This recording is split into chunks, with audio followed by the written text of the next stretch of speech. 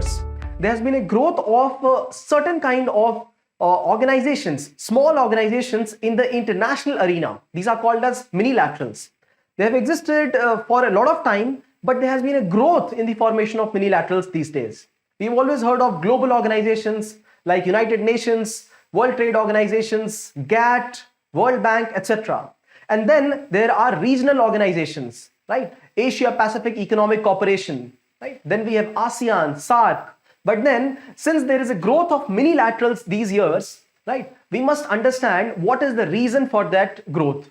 And also, are there side effects or what is the advantage of it? And that is why, because of this current issue, we have introduced this important question for us. The question states, discuss the reasons for the growth of minilaterals around the world, analyze the issues associated with their proliferation. I'll read the question again. Discuss the reasons for growth of minilaterals, so reasons for growth around the world, analyze the issues associated with their proliferation, right? So I have marked the keywords here. We have to discuss the reasons for growth. Why are they growing? This is the first part of the question. And the second is, and please note, around the world, we are not only going to talk about South Asia or India. Analyze the issue associated with their proliferation. So issue associated is the second part of the question. We will have to serve both the parts of the question. And when the team framed this question, we very smartly framed the question so that you may be able to understand the complete concept of minilaterals and what is the reason they are growing, what is the advantage, right? And what are the impact, if at all, negative impact, right? So before we get into the answer, I would like to give a brief storyline for this answer, right? What is minilateral and what are the reasons they are getting formed, right? So you see the world here right now, right? And in world, there is a global organization called as United Nations, right? It is represented in the United Nations General Assembly, right through this picture. We will discuss each of these images, but before that, this United Nations General Assembly, right? 190 plus countries here, right? Imagine the effort it takes to bring all these countries to consensus, right? Huge effort. Even bringing them to this place in New York, right? General Assembly, that is a challenge in itself. Leave apart consensus. So when we talk of a global organizations, forming itself is a huge challenge, right? Holding meetings itself is a big challenge. Leave apart the smaller and regional organizations like NATO, like SAARC, like SCO, right? And these days, these smaller organizations are also getting defunct, right? For example, SCO, the interest of Russia with respect to Pakistan, with respect to Afghanistan these days is different as compared to the interest of China with respect to Afghanistan. Similarly, when we talk of a regional organization, SAARC, the interest of India with respect to Sri Lanka is very much different from what and how Pakistan relates to Sri Lanka.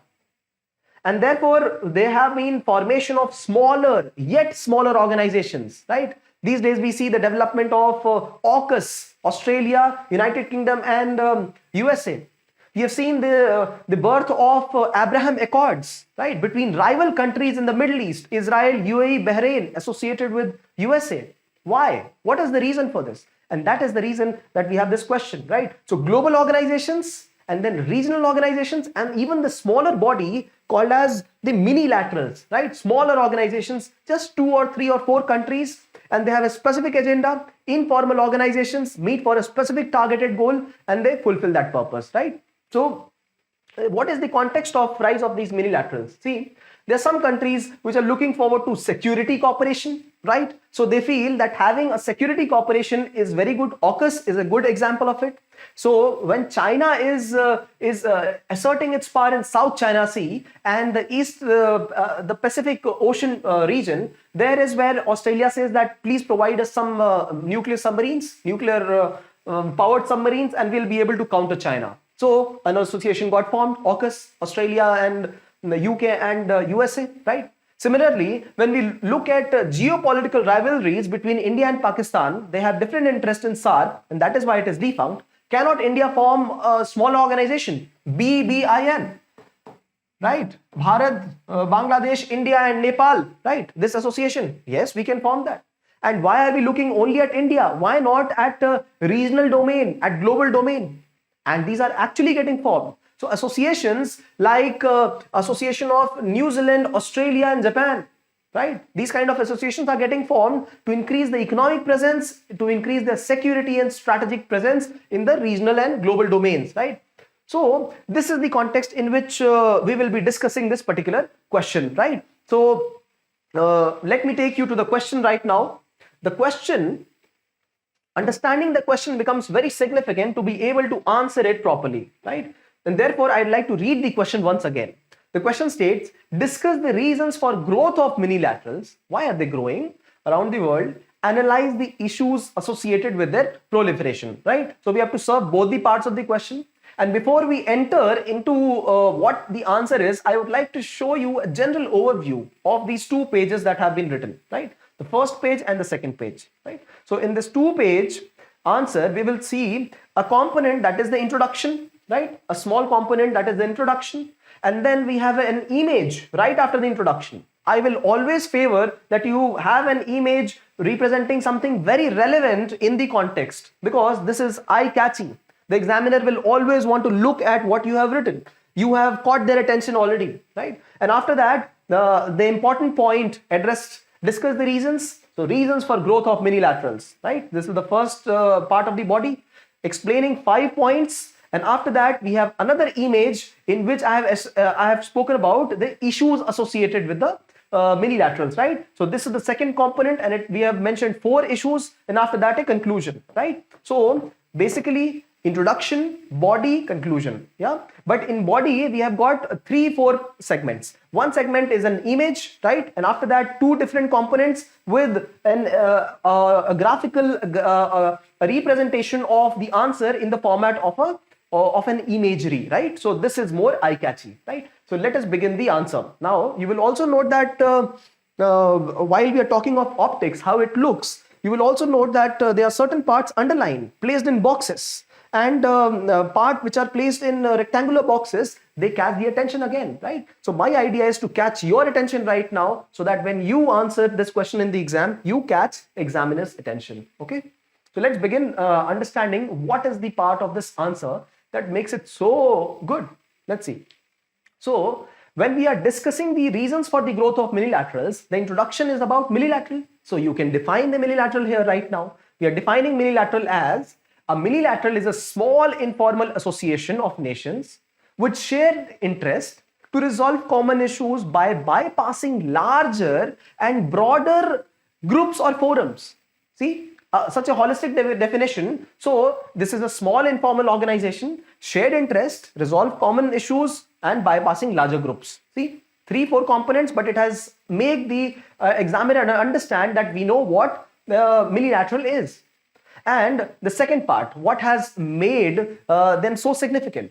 Though they have existed in the past, certain drawbacks in multilateral organizations, and strategic and security driven interest have led to the increase in multilateral associations, minilateral associations. See, so the second statement encapsulates a huge part of the body, right? So what are they? Strategic and security driven interest and the shortcoming in multilateral organizations. See, so these are the kind of summative words, right? Those words which capture multiple thoughts, right? And after that, I have in this image, small image, written down 3 features of minilaterals. So very much related, relevant, right? So what are the 3 features? Small membership with critical mass, 3-4 countries. Second, ad hoc or contingent base. So they get formed for a small time and they might get absorbed later. And the third one is they have a target initiative. For example, increasing the trades. For example, having better security cooperation, having free lanes, marine lanes for transit, right? So these are the kind of targeted initiatives they might have. So I have introduced an image related to that here. And after that, we are getting into the body, which speaks of reason for growth of minilaterals. The first reason is stagnation of multilateral organizations. The first context itself is that since the bigger organizations could not play that role, the smaller ones are going to do that. So stagnation of multilateral organizations, heterogeneous membership, and contradicting stance of participants leads to hurdles in decision making. Countries overcome this issue by forming a smaller alliance. Example, SARC versus BBIN. See, so placing an example at the right place becomes very critical here. And in fact, giving example itself becomes very relevant. So the point of stagnation of a bigger body like SARC becomes very relevant when we see the functionality of BBIN. So transport corridors between these countries, increasing trade, increasing tourism, increasing these kind of pacts between these countries, right? India, subcontinent. So first point served well. This is why we form a minilateral. Another point, strategic alliance. It relates to the issue of partnership beyond historic rivalries. See, so strategic alliance getting formed going beyond rivalries of histories, right? Example, Abraham Accords between Israel, UAE and Bahrain will initiate tourism, business and trade between these West Asian nations. They have always been fighting for the last 100 years. In fact, if you go back into the history, they fought holy wars, right? Crusades also happened here. So they have in fact allied now. Strategic alliance has happened so that they may go beyond this. So this is another reason for formation of minilaterals. Now, if you talk of Iran and Saudi Arabia, they might not be allied to a country like Israel right now, but cannot Bahrain, cannot UAE form an alliance? That is why. Yes, they can. And that is the reason that we have a strategic alliance in minilateral shape named Abraham Accords. So do remember this example, right place at the right place, right? Okay. The third says countering geopolitical rivalries, right? Now this is the example of Quad versus China. So geopolitical rivalries between China and Quad get handled here. Initiation of Quad, USA, Australia, Japan and India against rising economic might of China and East Asia provides for balance of power in the region. See, a holistic statement, and it serves rightly the question. The question has asked, what is the reason for formation of minilateral? So every point will be serving that, and with example. See, example is the one that will eventually fetch you the right marks, right? Otherwise, the answer becomes theoretical in nature. So the example here is that of Quad versus China, right? Formation of a smaller organization to counter China in the region, right? The fourth one says security interest, okay? Formation of AUKUS shows increased significance of nuclear powered submarine and alliance of Australia with UK, USA, that's it, to secure open sea lanes around Indo-Pacific region. See, so fourth point again, security interests, and along with that, an example served, all right?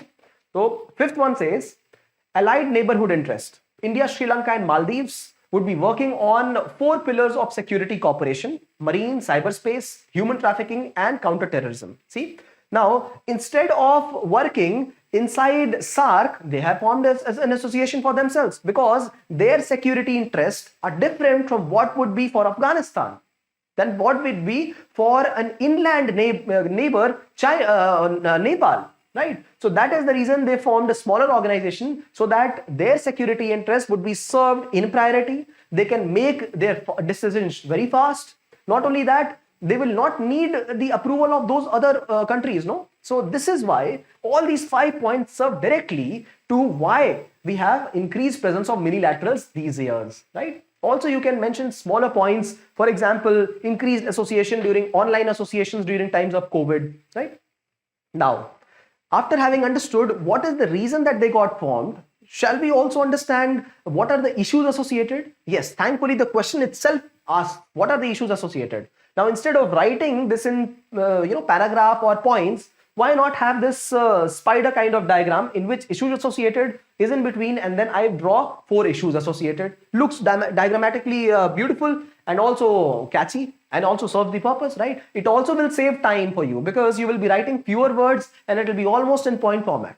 So the first point says partial local attempt to tackle global issues. Oh, very well put. Now, what it wants to say is that if we are trying to handle climate change, terrorism, COVID, cyber threat, these kind of challenges which are global in nature between few countries, it's not going to get handled, right? Even if India says we will handle our COVID, can India get apart from the global alliances, right? We have so much of globalization and internal, external travel, it will spread. So these kind of issues need global solutions. Partial local attempt won't help. So this is a challenge for a small organization. Another one, loss of legitimacy and credibility of regional organizations. See, the issues associated with this minilateral formation is that the bigger organization gets out of picture. Indian Ocean Rim Association, which got formed in the year 1997. And now Indonesia, Malaysia, Philippines cooperation has taken over in the East Asia region, right, for their own security cooperation. Indian Ocean Rim Association is also for security cooperation, building trade pacts, all those things. But when Indonesia, Malaysia, and Philippines have started to collaborate and cooperate, will IOR have their participation? No, they're already serving well in their own realms and own region. So that is why it leads to lesser credibility and legitimacy of a bigger organization. And this is an issue associated with minilaterals. Similarly, diminishing role of pan-earth pacts. Now, in case we have smaller trade pacts between India, Sri Lanka, and Maldives, or between India, Malaysia, and Indonesia, why will we want a global World Trade Organization pact? Right? We will not. So we are also decreasing and diminishing the impact or the kind of pan-earth movements, right? Those are vital as well, right? We are decreasing that effect of that. Then the fourth one says, encouraging competition over collaboration, right? So these minilaterals, what are they doing? When the agenda is security itself, you are having a security space contract at smaller level. Are you not competing with the other global organizations for security?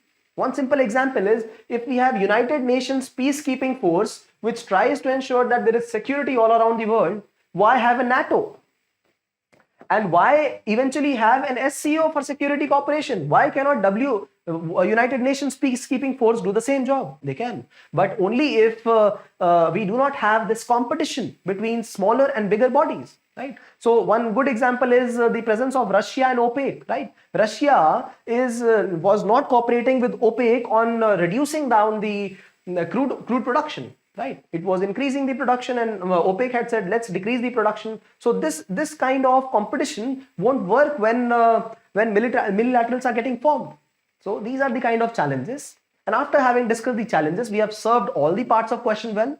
And then the conclusion says, in the future course of global cooperation, the renewed focus of minilaterals could be utilized to complement and collaborate with multilateral agenda. So good example here placed is COVID aid by Vaccine Maitri alongside Gavi, right? The Global Alliance for Vaccination, right? This is a global alliance, but if India can associate and along with some other countries, this is a great step of collaboration and cooperation. This is no challenging the international organizations. So good way to end it.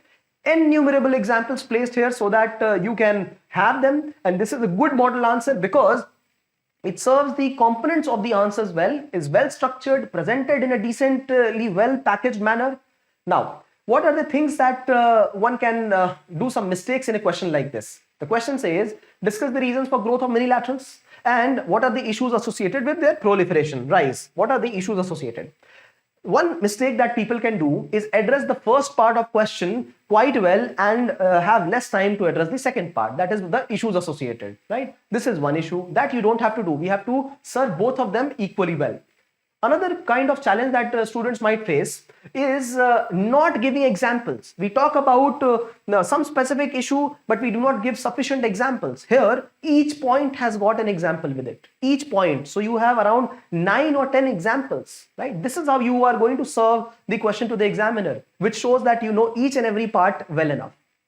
The third part that I feel that could be that could create some kind of issue is in case you are extending a particular point dimension more than required. In case you get into India-Pakistan rivalry and half the answer is based just on that, then this is also not serving well. The question clearly states growth of minilaterals around the world. So you have to give examples from all around, right? All around. West Asia, East Asia, Australasia, all of them. And that is what we have done here, right? So these are 3 or 4 kind of issues that can crop up. Rest apart, I would like you to note one thing here. 2 imagery drawn, right? Answer presented in a format that all the parts are well balanced, right? So first part talks about 5 points with examples. Second part talks about 4 points with examples, small conclusion and a crisp introduction. This is what is expected. Now, in case this question gets modified, right?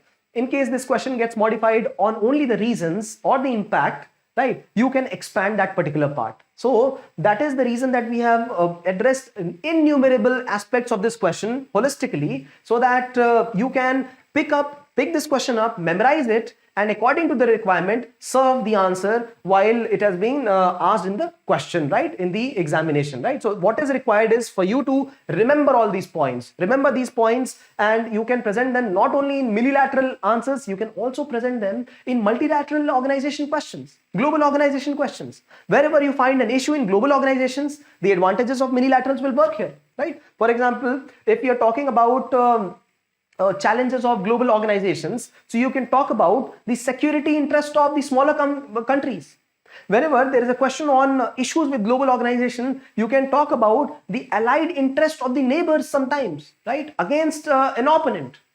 Not only that, you can also speak about the stagnation of global organizations. So therefore, remembering this answer will serve you multiple purposes, not only directly, but indirectly as well, right? So this is the answer that is in current affairs, and we discussed this thoroughly and all the segments of this. And this is how ideally you should be following the structure of the answer.